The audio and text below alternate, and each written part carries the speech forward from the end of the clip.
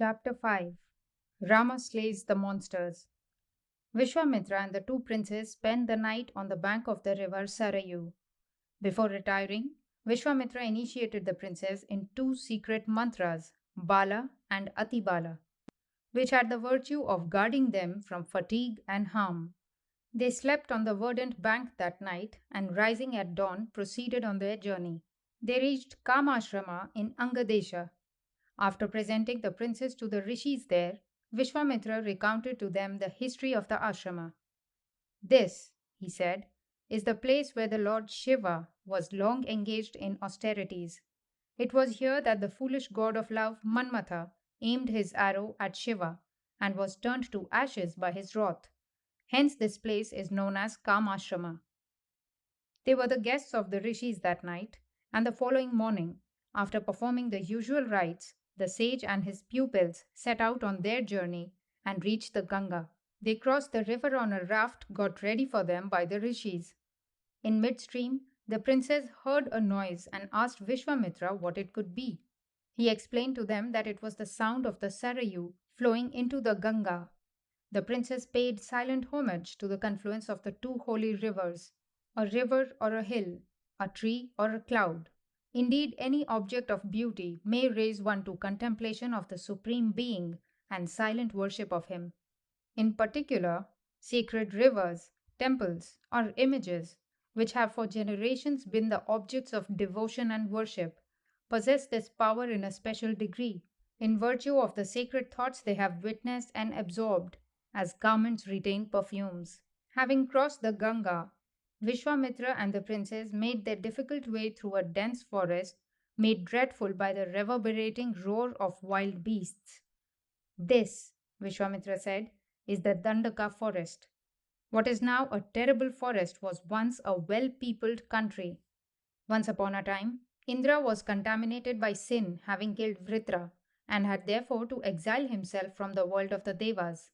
The Devas set to themselves the task of cleansing Indra. They brought waters from the sacred rivers and bathed him to the accompaniment of mantras.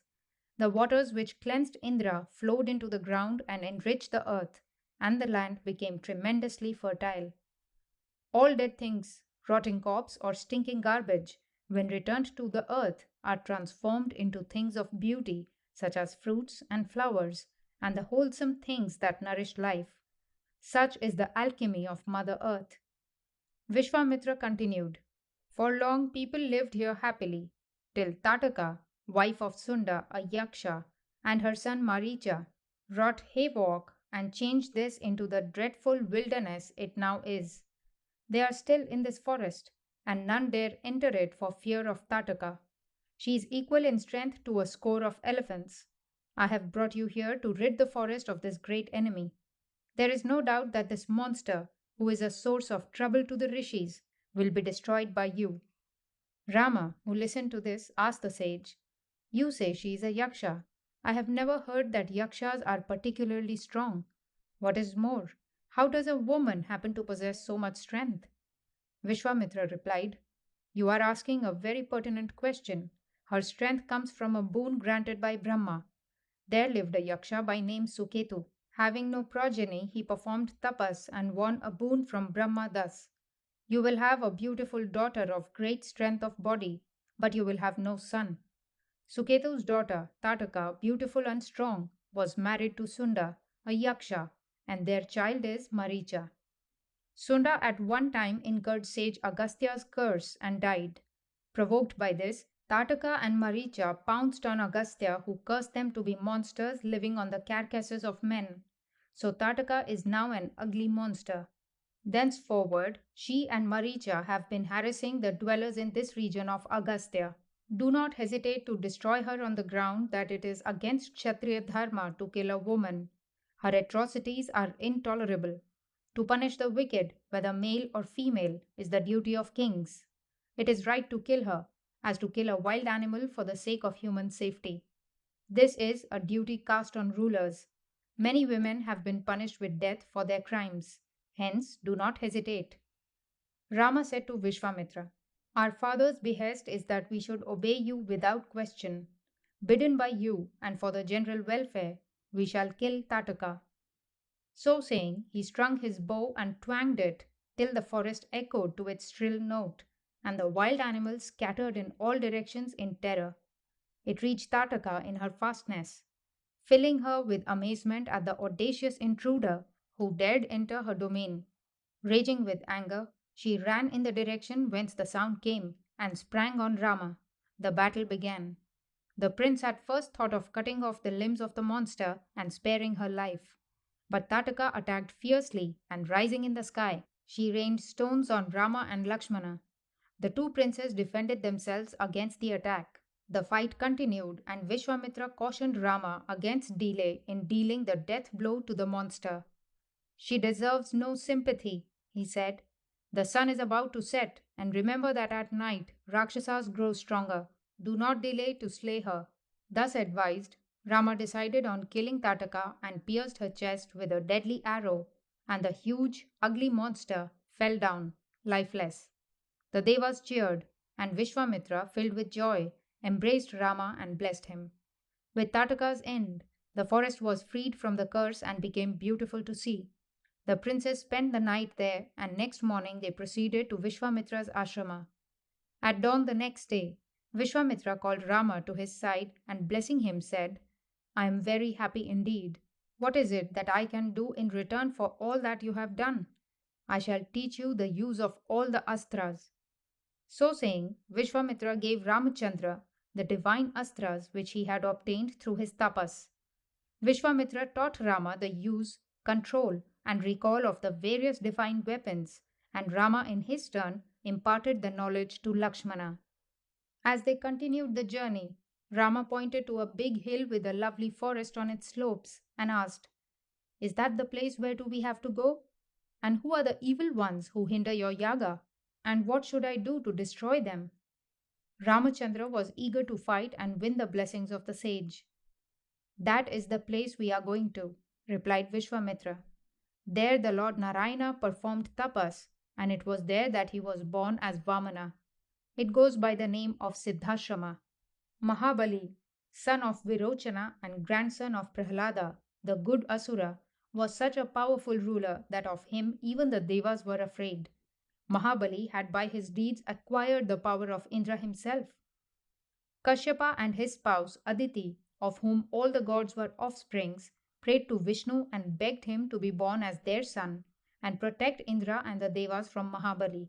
In answer to the prayers, Vishnu was born of Aditi as Vamana. Vamana, in the form of a young student, went to the yaga that was being performed by Mahabali and whereto all were welcome, to ask for and receive anything they wanted. When Vamana presented himself as a suitor, Mahabali's guru, Shukra, the preceptor of all the Asuras, knew who he really was and warned Mahabali against promising to grant the young Brahmana his request, that indeed he was the Lord Hari in disguise come to undo him. Mahabali did not pay heed to this. It was his wont never to turn down a request.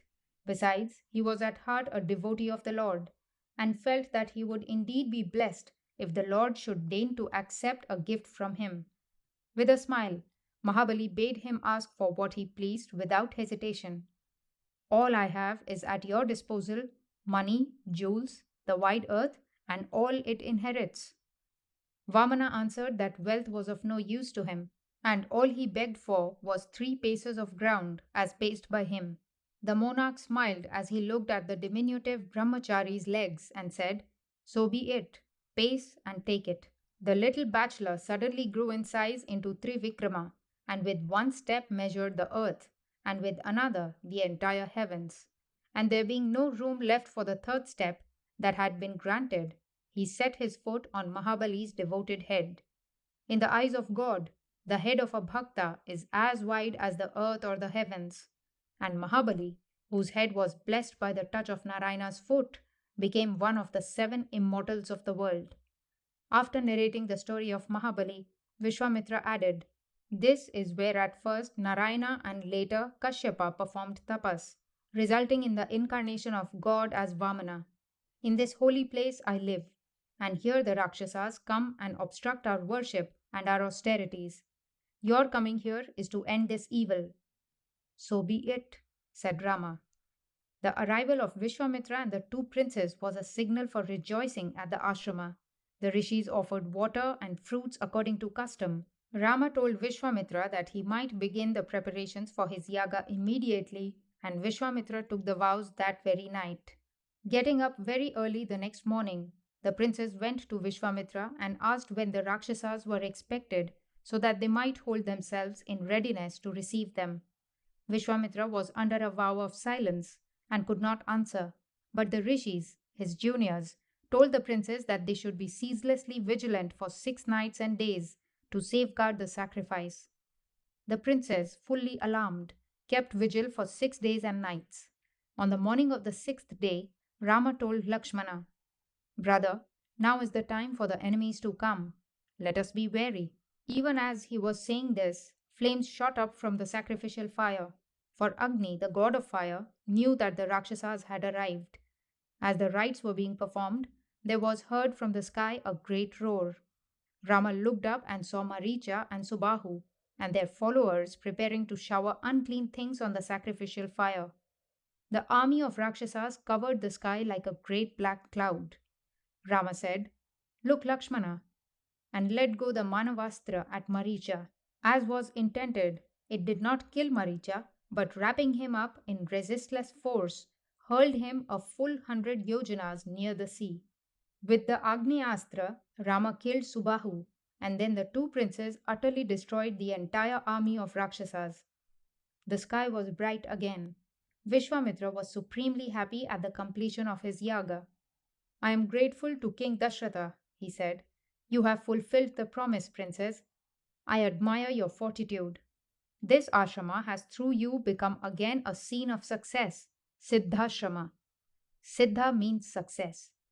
The next day, Rama and Lakshmana, after their morning prayers, went to Vishwamitra and asked for further orders. The purpose of Rama's birth was not unknown to sage Vishwamitra, and he knew too the powers of the weapons he had given to Rama. Still, the actual fact, when experienced, is something more than expectation. Sage Vishwamitra was happy beyond words, and his face glowed like a flame. He then thought of the service that he still had to do for Rama. This was the prince's marriage with Sita.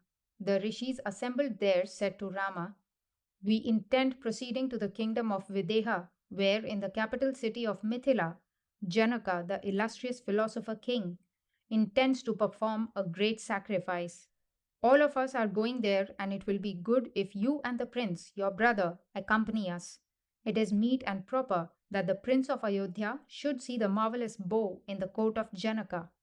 So it was decided, and Rama and Lakshmana went with Vishwamitra to Janaka's city.